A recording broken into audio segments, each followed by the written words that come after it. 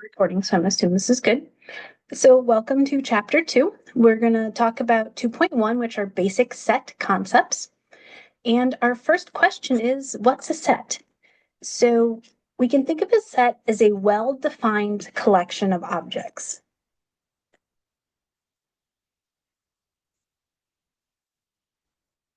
Excuse me.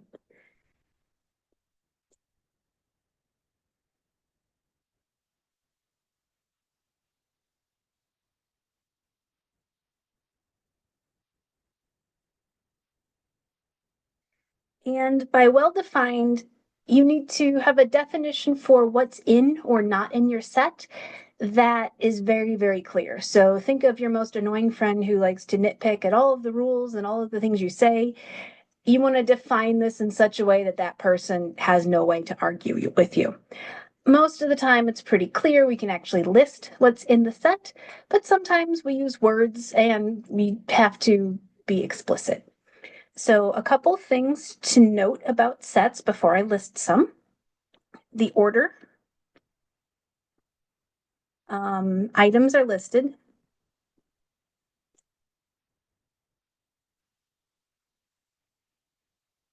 Is not important.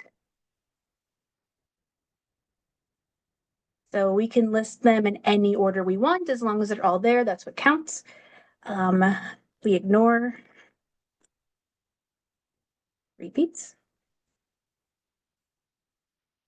So if something's listed twice, we can throw out one of them because if it's in that set, it's there. Think about it. You throw a bunch of things in like a bowl and mix them up. That's your set. If the object is in there, we're good. We don't care if there's two of them, just one. That's what matters. So most of the time, we're going to use a capital letter. And we're going to say set A equals. We have curvy brackets, and then we list things.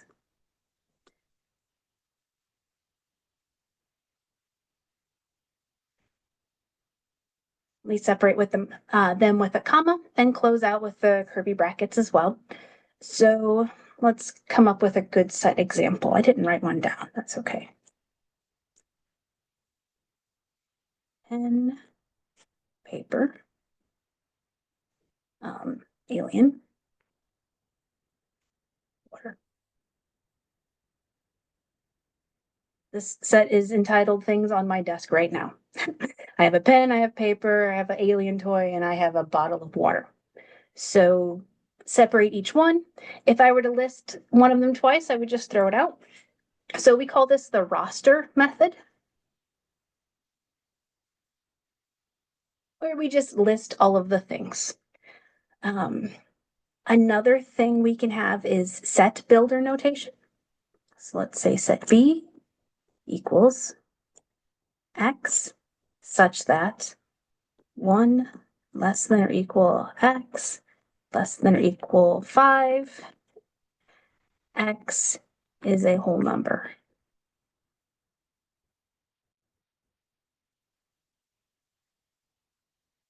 Now, this is actually more words than it would have been just to list all of the numbers, but that's fine. So this is very clear. 1 is included in our set, and 5 is included, and all of the whole numbers in between. There's ways we could have shortened writing that, but for now, it illustrates the point. Yeah, so our sets can be anything. They'll be objects, they'll be numbers, they can be math equations. If you took algebra 1, maybe algebra 2, I can't remember where it hits. You do set builder notation with like your domain and range. We are not going to do that here, but that's another way we can use it.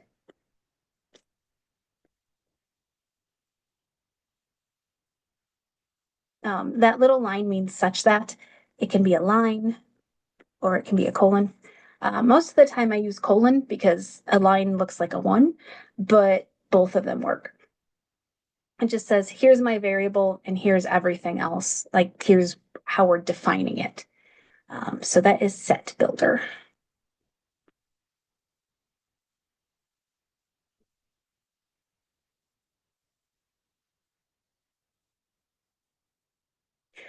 Okay.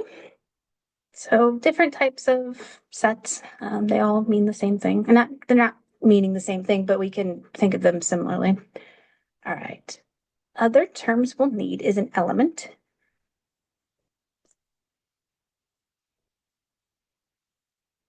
This is an item in a set.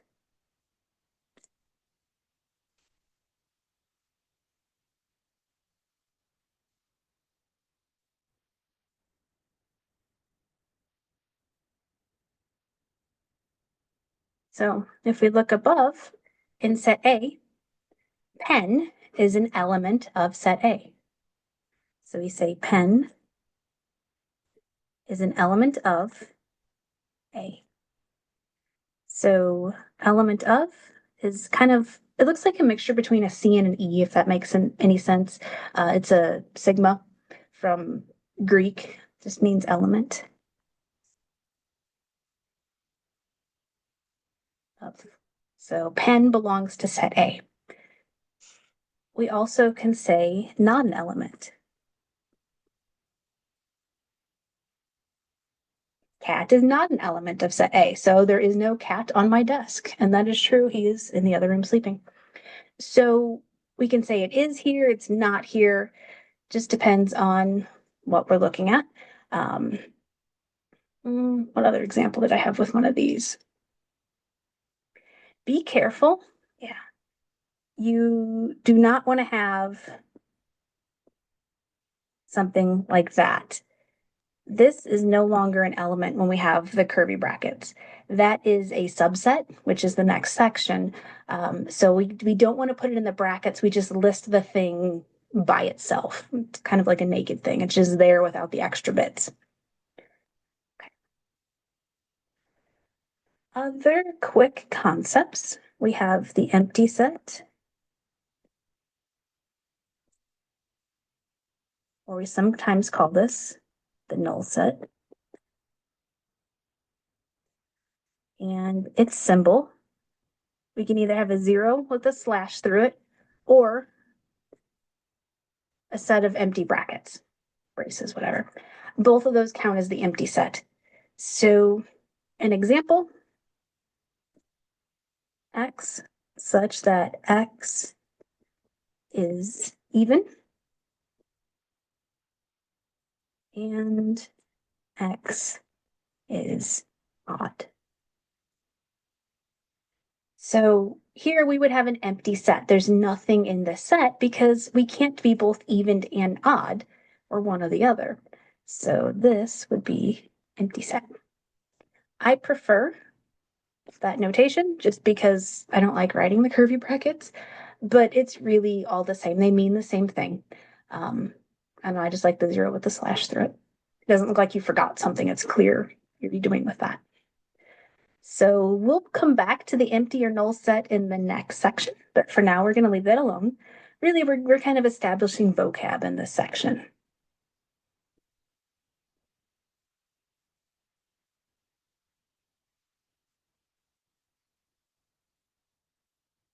We talk about natural numbers a lot.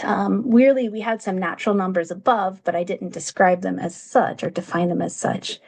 This is your counting numbers. So think about it. If you ask a kindergartner what the numbers are, how are they going to list them? It's going to be 1, 2, 3, dot, dot, dot. Keep going.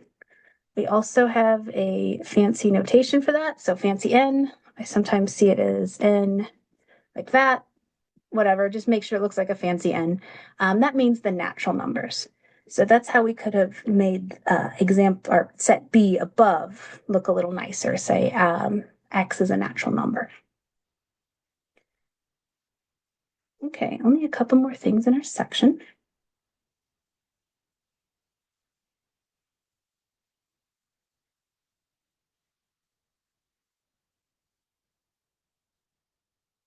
The cardinal number of a set, which we signify as N of A, that's how we just say that, tells us the number of objects in A. I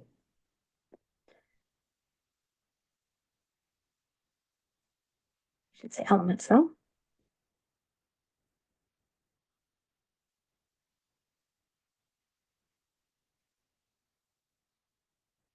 We can have an infinite or a finite set. So if it's infinite, we can't count them all because there's just an infinite number. If it's finite, we should be able to count it. Most of our sets are going to have less than 10 things in them, but we could have more. So finite sets are easier to deal with, especially for us. So, example. Let's say, what letter haven't I used? D.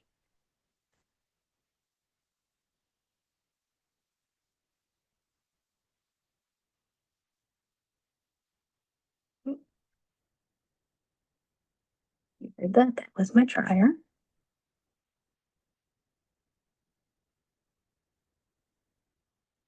Okay, so we have two sets here, D and E. They're not really exciting sets, but that's okay.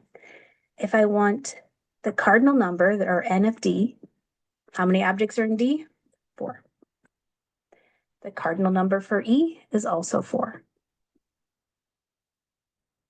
So each of them have 4 elements in them. So I made them have the same size because we have something called equivalent sets.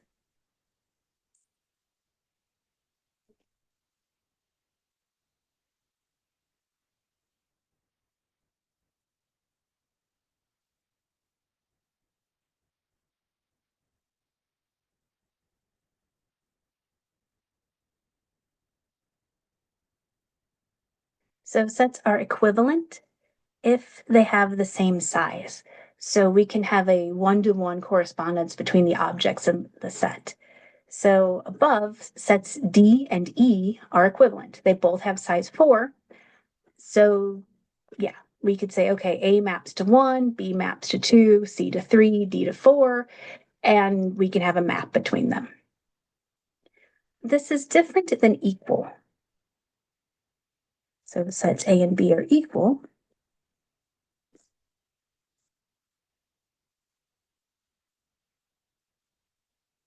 If they have, that's not how I write that.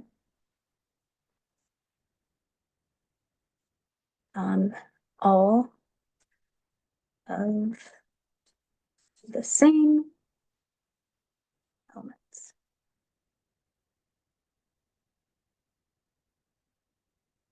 So above, D and E are not equal, but they are equivalent, and that can happen. So I'm going to say D is not equal to E, but